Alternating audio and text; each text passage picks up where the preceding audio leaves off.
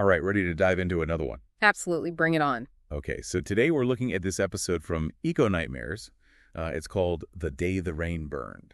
Oh, yeah, I saw that one. Pretty wild. Yeah, and what I thought was really interesting about it, beyond just the science of acid rain, was how it uses this personal story to really kind of shift your whole perspective. You think you know something like rain, Oh, yeah, for sure. and then suddenly it becomes something totally different. It's amazing how a single experience can completely change the way you see the world. That's exactly what happens to the narrator in this episode. I mean, starting out, it's all about this innocent, joyful childhood memory, right? Just pure fun playing in the rain. Right, exactly. And then, boom, the rain changes. Suddenly it's stinging their skin, burning their eyes. Yeah, it goes from this happy memory to something almost scary, like sinister. Totally. And, at first, it's just this weird feeling.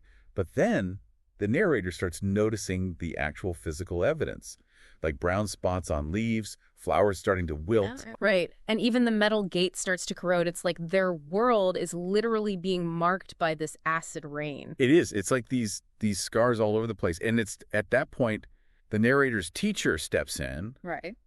And it starts explaining the science behind it. Yeah, the whole thing about how acid rain is formed, all these pollutants from factories and cars, power plants even. So it's not pure acid just falling from the sky. No, it's these pollutants reacting with the water molecules in the air. Creating these acidic compounds. I mean, I guess one raindrop, it doesn't seem like that big of a deal. But think about it this way. It's like constantly dripping vinegar on a piece of chalk.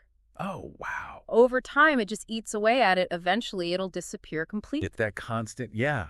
And that's what the narrator begins to see everywhere, right? It's not just their garden. It's like statues in the city are streaked black, the stones crumbling. And then there's that pond. Oh, the pond. The narrator's grandmother talks about how vibrant it used to be, full of life, but now it's silent, almost dead. Like a slow death is creeping across everything. And that's the thing about acid rain, right? It's not always this huge dramatic event. Yeah. It's this gradual thing that can go unnoticed until it's too late. It's like a thief in the night. And what I found really disturbing was the narrator talking about how people were just getting used to it. Like acid rain was becoming the new normal. Oh, that's a scary thought, right?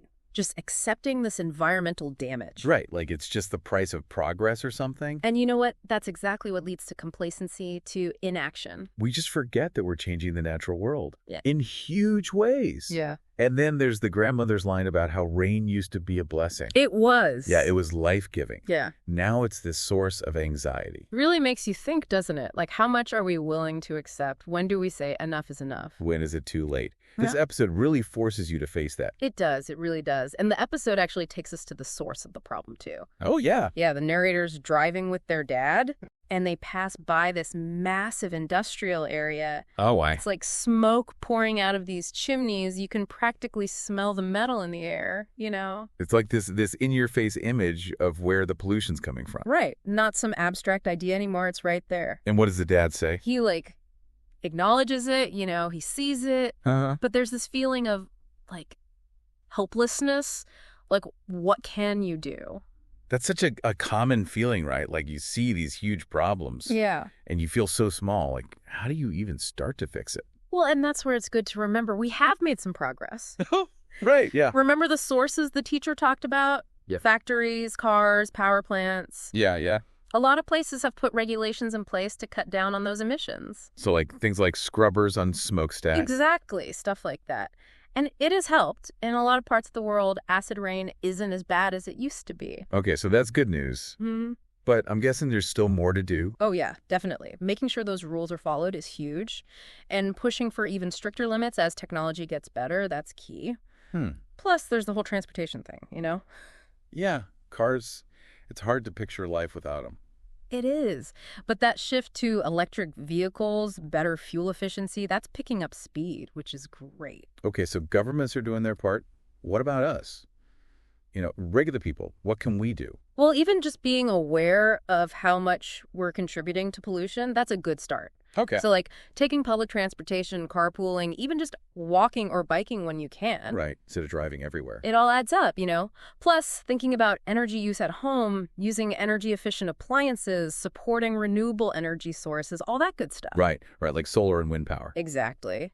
And, you know, it's not just about acid rain. When we do all this, we're helping with climate change, air quality. It's like this triple win. That's a good point. Sometimes you focus on one problem and forget how everything's connected. Oh, absolutely. But, you know, even with all these positive changes, that point the narrator made about people getting used to acid rain, that sticks with me. Yeah. Like, we can't just get comfortable with the progress and think it's enough. Right. It's like that saying, eternal vigilance is the price of something, isn't it? Liberty, I think. Yeah. But yeah, in this case, it's the price of a healthy planet. Perfect way to put it.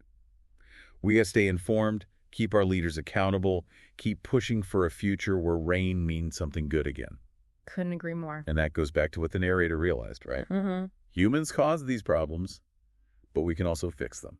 It's empowering. You know, it's not about blame. It's about taking responsibility. And remembering that even little things make a difference. That's the message that comes through this whole Eco Nightmares episode, really. It does, and it's something we all need to remember for sure. Definitely.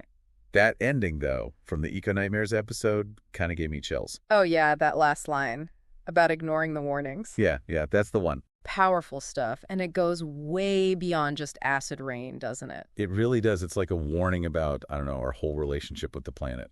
Like we keep pushing, taking, messing things up. You're like, what are we even doing it for? It makes you think, right? The acid rain thing is almost like a smaller version of that bigger problem. Yeah, it is. And it makes you wonder, like, what else are we changing without realizing it? What other warnings are we just, like, tuning out? It's that whole frog in boiling water thing. Oh, yeah, right. If you throw it in hot water, it jumps out. Right, but warm water, slowly heated up. The frog doesn't even know until it's too late. And we're the frog, aren't we? Just getting used to things getting worse and worse. It's a good analogy, and I think this Eco Nightmares episode, it's trying to be that wake-up call. So, yeah, what can people do? Like, we get it, we got to act. But how? Well, first step's always education, right? Learning about the problems, all the science behind it. That's part of it, but also the human side of things. Like how the narrator's story made us feel that acid rain thing. Personally. Exactly. Stories can hit us harder than just facts and figures sometimes. So read up, watch documentaries, hey, listen to podcasts. Exactly. And then turn that knowledge into action. Okay, so what, support groups working on this stuff? Vote for people who care about the planet. All that, plus the everyday choices we make. Food, transportation, it all matters. It can feel overwhelming though, right? Like, am I really making a difference? That's where it's good to remember you're not alone. So many people want a better future. And we can all be part of that. Exactly. Never underestimate what you can do. Even small things add up. It's like little ripples making big waves eventually. That's it. So to everyone listening, keep learning, keep asking questions, and keep doing something about it. We can fix this. We can have a planet where rain is a good thing again, not a reminder of what we messed up. That's what we got to strive for. Thanks for joining us for this deck dive, everyone. And keep the conversation going. Talk about it. Share what you learned. Let's make a difference together.